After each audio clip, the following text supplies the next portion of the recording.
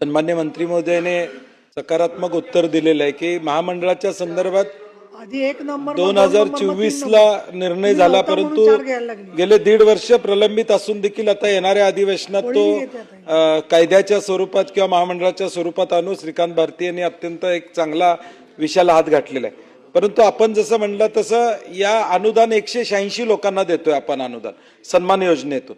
तर 186 लोकांचे पात्रतेसाठी काही अनेक लोक अपात्र झालेले आहेत.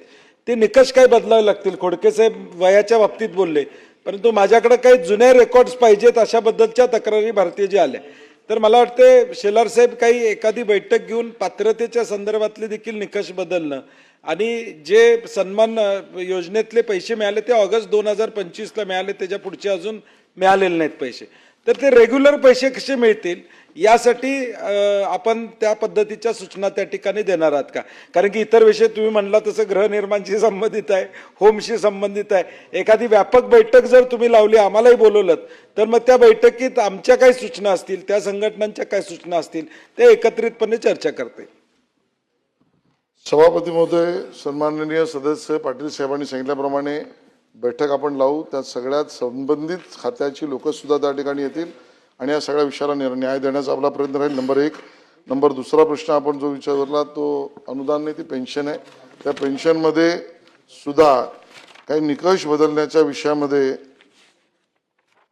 आपण प्रश्न उपस्थित केलात. खरं तर आपल्याला सर्वंकष त्या समितीसमोर चर्चा करू. कारण जसं मी सुरुवातीला म्हटलं, आपण 100 कोटीचे 120 कोटी केले आणि त्या व्याजातून आता आपण ही योजना चालवतोय. आता ती वाढवायला लागेल. किती वाढवायला लागेल?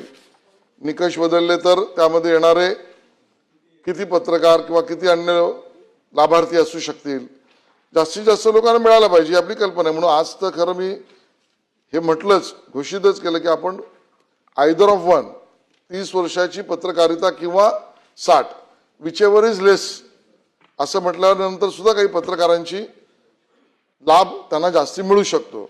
अजूनच्या निकषाबद्दलची चर्चा आपण त्या बैठकीत जरूर करू.